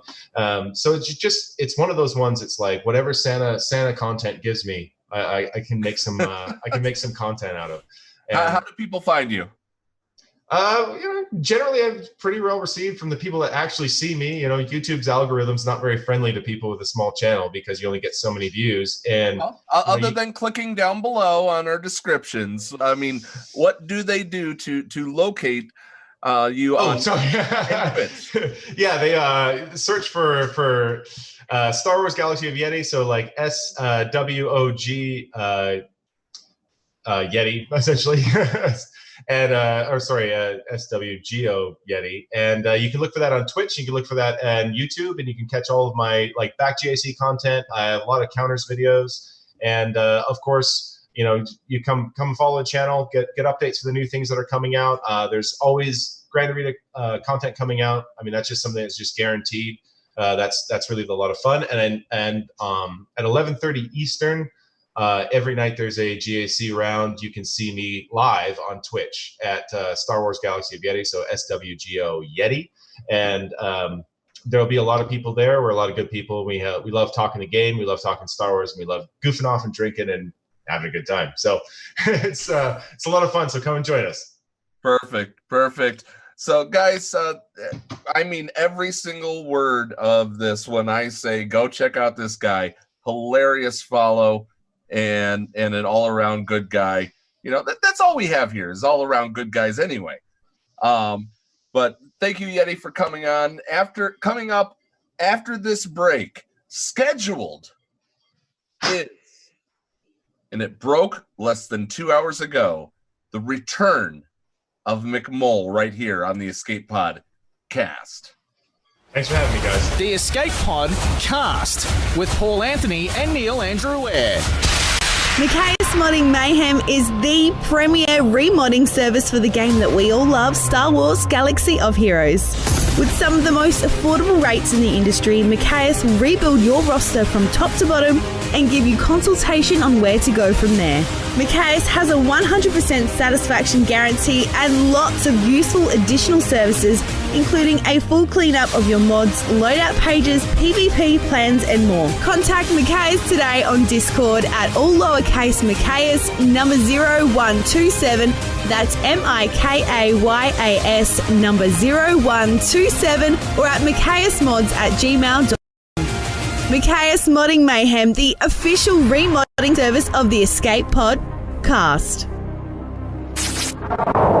Does your guild want to tap into their full potential in Star Wars Galaxy of Heroes? Yeah! For as low as $1 a month per guild member, your guild can unleash the power of the game in ways you never thought possible. Ooh. Track your arena movements, guild progression, and much, much more. Contact ShittyBill and get one of his shitty bots on your server today. Just look for him on our Discord server and tag or message him for more information. The link for our server is below in the description. Shitty bots. Don't let the name fool you. Did you know that if you signed up to become a Patreon, you could get tons of rewards? Force Ghost Scotty could do a roster review for you. Neil Andrew Ware could share Grand Arena tactics. Or Paul could even help you get maximum stars in Geonosis Territory Battle. And you even get access into the after show. Sound good? Sign up to be a Patreon today. For as little as $2 a month, you could unlock a ton of potential content. And also get the hosts. Head to patreon.com/The Escape Pod to sign up. And now time for something completely shameless. Noob! Blasted, where could he be? Noob! I am here, Lennox. How can I be of service? Where have you been, Buster? I really gotta look through that self-diagnosis report he did when I get caught up with everything. Always behind schedule. Never mind all that. Newbie, I need to find where you stored those helium detonators we got. These Minox we picked up at the Monolith Burger fly-through we stopped at, over there near Bimiel in sector MZX 32905. They're doing a number to our hyperdrive. I'm gonna have to don a spacesuit and do some old Minox puffing, I think. Are you going to kill these organics, Lennox? Well, noob, if I don't get them off the ship, they'll strand us in space. And unlike you, those pesky Minox, and Mary Poppins Leia, I actually need oxygen to breathe. No power, no air. No air, no oxygen. No oxygen, no Hellenics. And we can't have that, can we? Calculations. I said we can't have that, can we? Storage shelf 1137T. Linux. Great. As soon as I've cleared those pesky Minox off our ship, and after I get back inside, safely aboard, we can get back to what we do every Friday night, newbie. Listening to the Escape Pod cast with your hosts, Paul Anthony and Neil Andrew Eyre. Am I right, Linux? That's right, Noob. Wait a second, that's my line. Dumb droid. All right, Noob, I'm off to play Space Exterminator. If you need something to do to keep you busy while you wait, watch my Linux Reviews All Star Wars Movies video review on my YouTube channel, #shameless self-promotion. And I'll be back before you know it. I really shouldn't have eaten that jumbo monolith burger with poly cheese.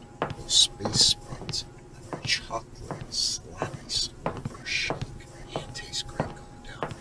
Boy, does it leave me with knots an hour later. Need some space offices. There's a space reference. Lots of space references. Space Quest. Awesome. Investigation log. Supplemental. Suspect Linux clearly shows a capacity to end organic life without hesitation. Evidence mounting, but more evidence is required. Probability of Linux being found guilty for the murder of Scotty McLaren increased to 90%. If probability reaches 99%, Linux must be destroyed.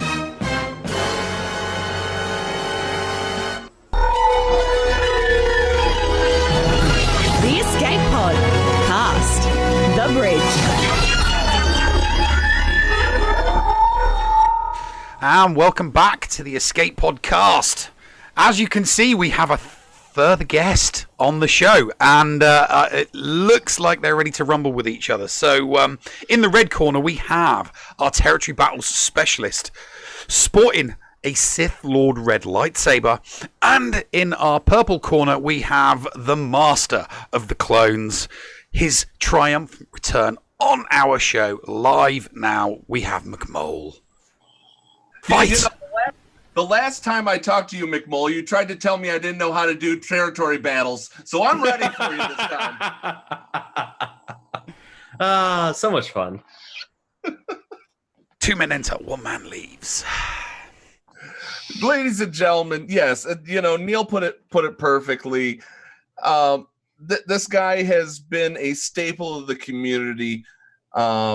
Right behind me, you see what he posted less than 2 hours ago. Well, about 2 hours ago. This, ladies and gentlemen, is the return of Mick Mole 2. Welcome back, brother. Welcome home. Hey, man. Thanks. It's good to be here. So, I know you addressed it in your video, but why now? You were free. I don't know, because it was something that I've been thinking about for a while, and as much as I want to step away from Galaxy Heroes, I also know that most of my sub base is with this game, and so many requests to have me come back. Just messages endlessly, like, come back, at least try it out. And I've been thinking about it for like a month or two, and I kind of came to the realization that honestly, I can enjoy this game without having to feel like I have to keep up with the game. Like, I have to throw money at the game. Like, these requirements for the Galactic Legends, like if I was going with the old mindset, I would stay far, far away. But now I'm realizing, like, I can just come back in. I can slowly work on it. I don't have to throw money at it. I don't have to have the hot new characters right now. And, as long as I'm having fun, that's what's important. And that's what people are asking me to do. That's what people are asking for me to have with my videos. It's just me having fun. And that's the most important thing. And, I'm going to try and see if I can do it and have fun. I think I can. And, if I don't have to feel like I have to be obligated to throw money at this game every single day, I don't see why not. Now, you did something, and you showed us on the video that I have up behind me. You did purchase the Hyperdrive bundle. Yes, I did. So you're lumped into the purchasing whales. I mean, that's the thing, though. I mean, that hyperdrive bundle, it's such a good value for what it gives you. It's one of those, like, that's one of the things, like, I look at, I'm like, that's really a no-brainer in purchasing. If you're going to whale out in the game, if you're going to spend money on the game, that's, like, one of the best things you can get. Now, what, I asked this question of Warrior. I don't know if you saw the interview with Warrior, but I asked this question of Warrior. When you quit, did you have any regrets, and what were they?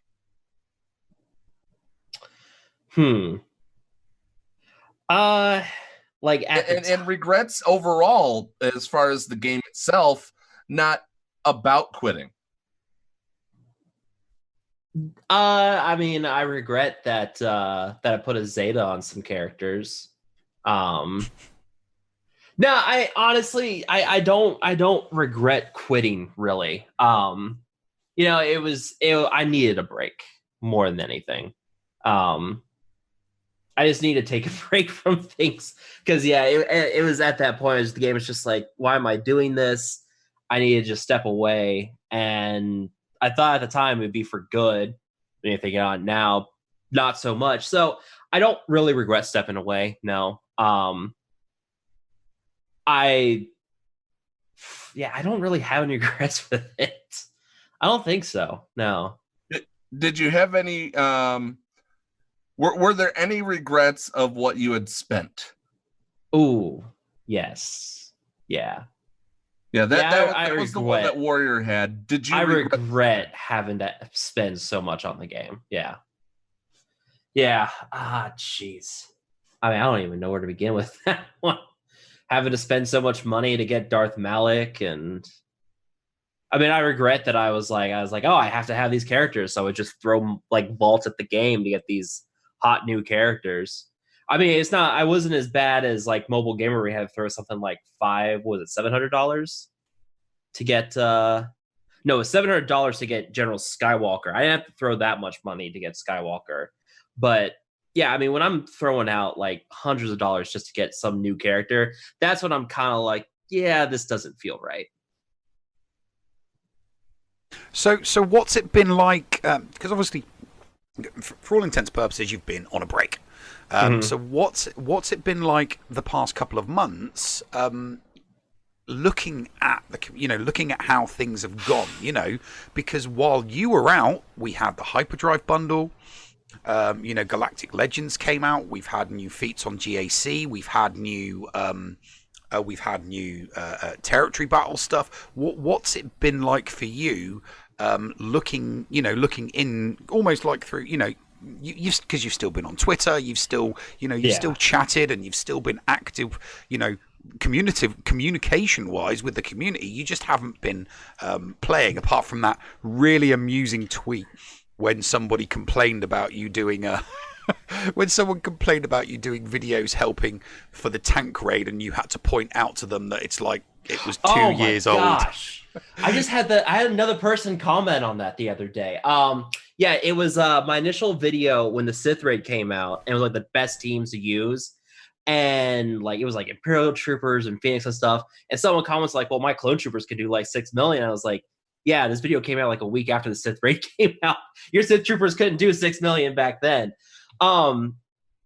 Honestly, watching what's going on, it's been, oh man, what's the word to use? It's been kind of entertaining watching. It's like it was literally like watching a dumpster fire is the best way to put it. I mean, wow. The light side Geonosian territory battle, I still cannot believe that's been rolled out the way it was. I mean, people are making progress on it now, but to release that mode in such a state, that was just pitiful. And watching people freak out about that was entertaining. The Hyperdrive bundle, when I saw that, I was like, wow, that's actually a really good deal. Kudos to CG for doing that one, because I was surprised to see them roll out such a good deal. Though, of course, now we've realized how unfriendly it is for like brand new free-to-play players. But at the same time, there's so much value packed into that bundle. I think they did good by rolling out the Hyperdrive bundle. And just kind of watching things back. Yeah, I mean, I've still been invested in the talks. I've been talking to people, tweeting out about stuff. It's just kind of, it's been fun. It's nice to still be engaged with the community. But yeah, it has its ups and downs, is the best way to put it. Yes, at least we know what you think now, because obviously, because you weren't producing content, because you'd taken that step back. Right. You know, for all intents and purposes, you had quit the game. And were you still around, there would have been, you know, you would have put out a video about the Hyperdrive bundle. You would have put out, I mean, you definitely would have put out some content about the Lightside GeoTV. I mean, Paul and I, we had issues with it. We tried to start, a return to Hoth movement. So, you know, clearly we had issues with it. And then, there's all of the other bits and pieces that come along, you know, the 3 solid months of really, really, really poor Q&As and stuff like, you know, so you've not been around for all of these bits and pieces. So it's going to be interesting to get your take on them again. I got this for you, Nev. So, McMull, what do you think about the art of the clones? The art of the clones? Yeah. How they're drawn. Well, how do you think about that? Don't follow, but what do you mean? Do they are they up to your expectations? Are the pauldrons the correct size? Oh, geez. I have no idea what this conversation is leading to. Let me pull up the clones. I mean, I assume. I'm seriously asking what you think about the art style of the clones in Star Wars Galaxy of Heroes. You know, being the clone guy, I really want to know. Honestly, I think they look fine. Right. I mean, you can tell. See, the funny thing is, you can tell that the helmets on the clones are new, and that they didn't bother to update the old armor on the clones. Like, if you look at Fives and Echo, you look at their helmets, like they're holding their helmets under their arms, and you look at it next to the regular armor, you can tell that they have not updated the old armor at all in those clones, because it's still like fuzzy around the edges and pixelated and just doesn't really stand out like it does on the helmet. All right, now I'm going to let you in on the joke. The past 2 or 3 Q&As have had more art questions than actual other questions. So be prepared to read about the art more than anything. Why are people asking about the art? Well, I mean, they promised to bring in an art guy to answer some art questions, and I have. Let me be clear. I have no problem with them bringing in somebody to answer art questions. But when the art questions outweigh the amount of content questions and we don't get answers for the other ones, it makes for some grumpy content creators. And we, as, you know, the voice of the community, have to hear it from our listeners. And we, you know, we've posed our questions and they just get glazed over. Yeah, I know that Q&As usually end with someone getting annoyed in the process. That's been God, what was that? I think it was right after I quit, there was that Q&A and nobody came away happy from that thing. Yeah, their last 3, in my opinion, their last 3 Q&As have been very, very poor quality. Yeah, I mean, I can't really speak to Q&As because I haven't seen them. So you have not missed anything. Seriously, you've not missed. I didn't even pay attention to the Q&As because I figured there wasn't going to be anything of value in them, because usually there's not.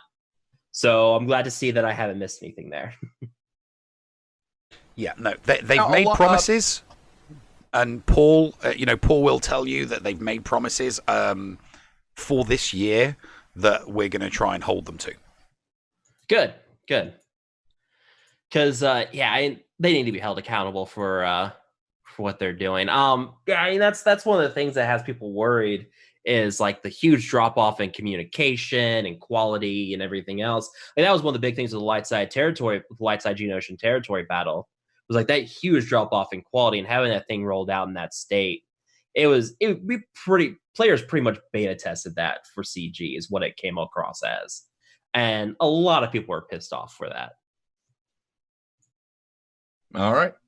Well, I mean, it's an absolute pleasure to have you on the show here, McMull. I mean, welcome back in spades to this. I look forward to seeing what you do with GAC. I look forward to seeing what you'll do with new raids when they come out. You have always been an authority. You've always been a bar that we have always strived to bring ourselves to as well. And it's my honor that you gave me the okay that you would come on within 2 hours of you announcing that you're coming back on YouTube. I was wondering who was going to be first to do it. I'm honored to be the one to do it. Thank you. It's nice to have an exclusive. Well, it's been my pleasure. So, what we're going to roll into, if you're willing to stick around for just a moment, we do have our Patreon top 10.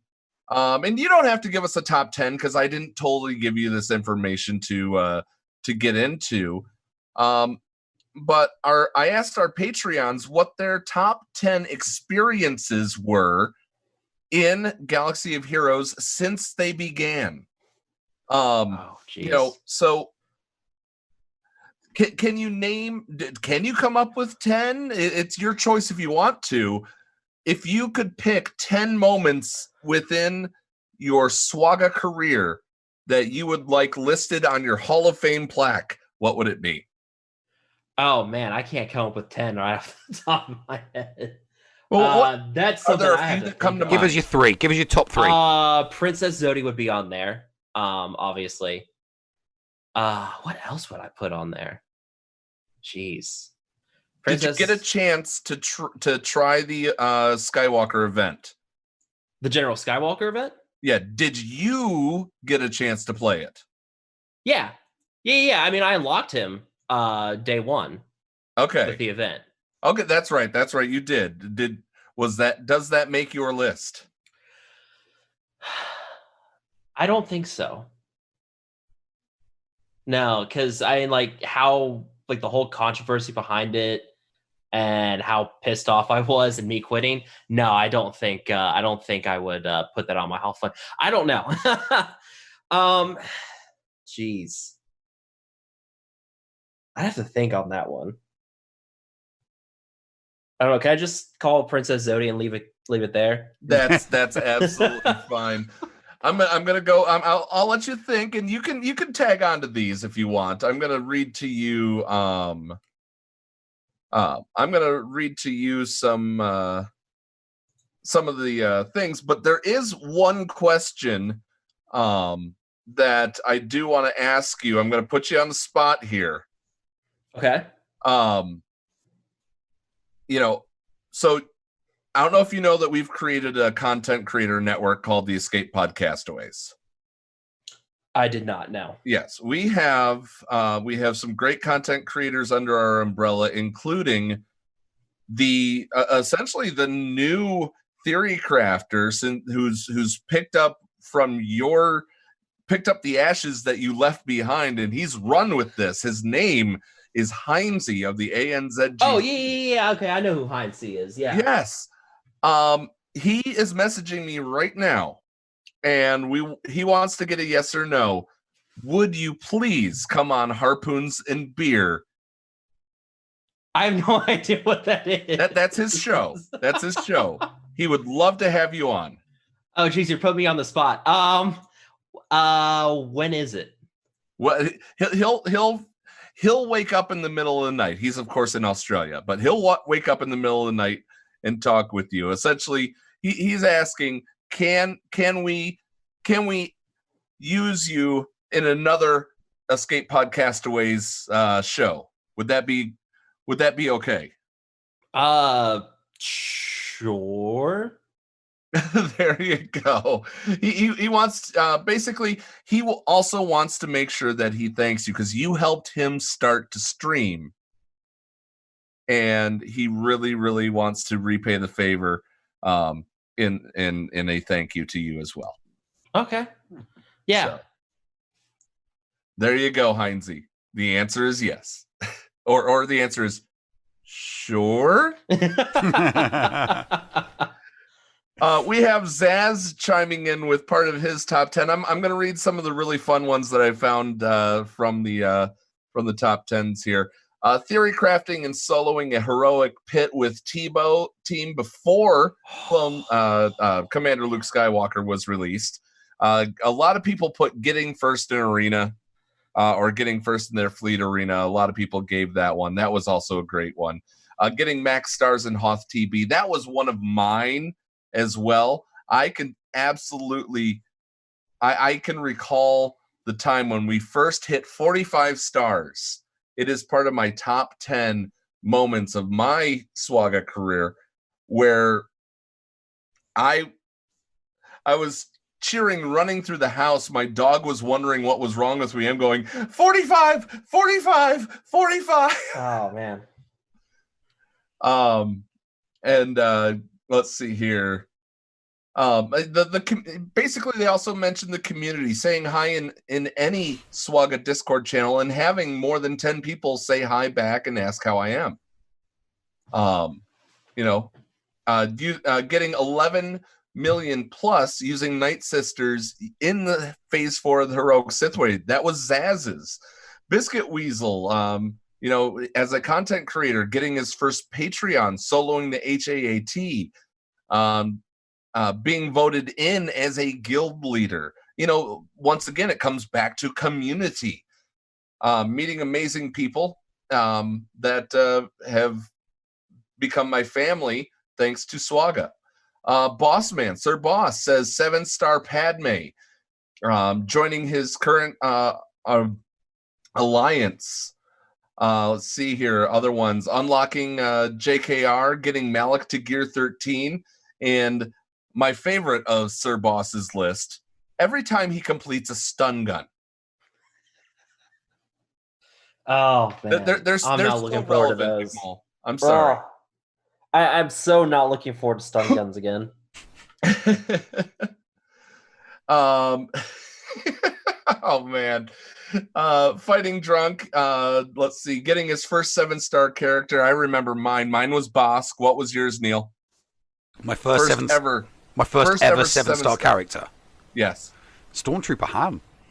Okay. McMull, I think we asked you before. Do you remember? My first 7-star? Your first ever 7-star. Oh, jeez, man. That's like 4 years ago. Wait, can I remember that? God. Yeah, I'm not going to be able to remember that one.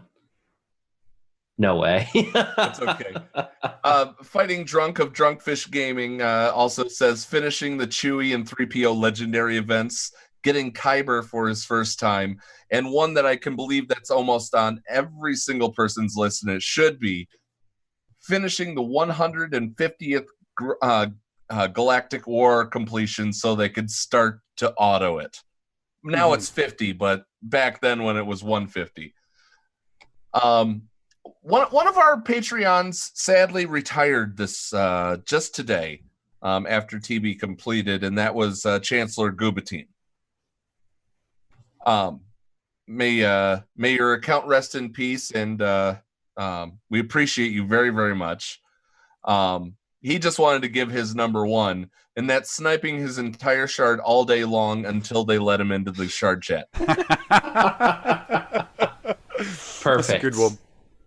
And Sephiranus says that his number one was kicking Thrawn's teeth in at tier 7 after 5 agonizing hours of going through it. He even showed me the screenshot, and it is in the old style. He kept that screenshot for posterity's sake. And to be, one of the things, guys, another one is 2 of my top 10 have to do with this show. The feeling of everybody coming together to listen. We had in our test show, we had 50 people listening in, and 4 out of 5 doctors liked it. We made a little bit of retooling and went forth, and that's what's now episode 1. But as of episode 31, Neil, you coming on the show and taking over. While Scotty is an amazing person and he's right up there high on my list, I thank you for stepping in and helping keep this show going. Neil, that was part of my top 10 as well. So, do you have anything that I missed that's on your top 10, Neil? People talk about getting their Kaiba, achieving Kaiba, but one of my top 10 was that hasn't already been mentioned, was getting Kaiba literally just squeaking across the line on the exhibition. So when they did the exhibition GAC, I crept across the Kaiba line last round, last battle by just under 100 banners, and it was like, oh yeah, that's one of the best feelings. One of the best feelings ever. But yeah, sure, I mean, in the top 10, same as everybody else, soloing the pit, getting Treya, because I always look at getting Treya as a better feeling than getting any of the others. Although getting JTR for the first time, because I've done it 5 times now. So getting JTR for the first time, yeah, that was nice. So, but yeah, no, getting Kaiba on the very first attempt during that exhibition when they first rolled it out, that was, yeah, and doing it just getting across that line was that was one of my best moments. By the way, Mrs.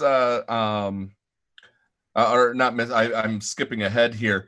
McMull, Heinze says whenever. Okay. He says whenever you want. So just reach out to him, or he'll reach out to you. Okay. And we'll make it happen here. Helenix says the best moment, and I'm floored by this. Thank you, Helenix. His best moment is in his 4.5 years is seeing the GoFundMe that I had set up reach its goal to help out with my wife's medical bills. Thank you, Helenix. I appreciate that. Ryan says, Mrs. Anthony, Critty K is what we're calling her. Critty K is awesome. Saw her on Talking Picard, which we will be doing this Sunday. Neil? Mm-hmm. Oh, yes, we will be doing Talking Picard again this weekend. Episode 3, which I've already watched. Yeah. No spoilers yet. So I'm gnashing my teeth. I'm gnashing at the bit. I know. With that being said, we are running over our allotted time. Neil, do you have anything else for this week? No. I think we've come to a good close. All right, McMull, once again, thank you for coming on. Yeti, thank you for stopping by earlier. It's a pleasure to do this week in and week out, guys. And if you are a Patreon, we'll see you in the after show. If you are not a Patreon and you did not hear the beginning of the show, we are giving away a shirt, a Escape Pod, any style of Escape Pod shirt that you want, to our Patreons. If you increase your pledge, for every $1 that you increase it, you get 1 entry. If you are a new Patreon, every $1 that you pledge becomes 2 entries. That's our little goal there. Plus, I will say it at the end here, 1,000 subscribers, Neil will cut and donate his hair as he turns around. It's a whole man ponytail, guys. He will cut and donate his hair to a charity. If we do hit 1,500, this diehard Michigan fan will don an Ohio State cheerleader uniform for an entire show. Remind me to skip that show. Yes. I hope you do too. There's some things in life I don't need to see. I'll make sure I wear an undershirt. You won't get the blue. Don't worry. Guys, that does it for this week. Be nice to each other, damn it. And McMull, you always do it every single time you come on. Why don't you tell Nev what to do? Hey, Nev. No? Yes, go ahead, mate. Push the button. You got it, mate. Ta-ta for now, folks. What's going on? Where the hell are we? Paris? Thank you for pressing the self-destruct button. Attention! This is Colonel Sanders in forward command. Abandon ship! Abandon ship! All personnel proceed to escape pods. Close down the circuits. Evacuate the city. Self-destruct mechanism has been activated. Abandon ship! Where is it? Where is it? It's gotta be here. Out of order! Even in the future, nothing works. This ship will self-destruct in exactly 10 seconds. Counting down. 10, 9, 8, 6. 6! What happened to 7? Just kidding. 3, 2, 1. Have a nice day. Thank you.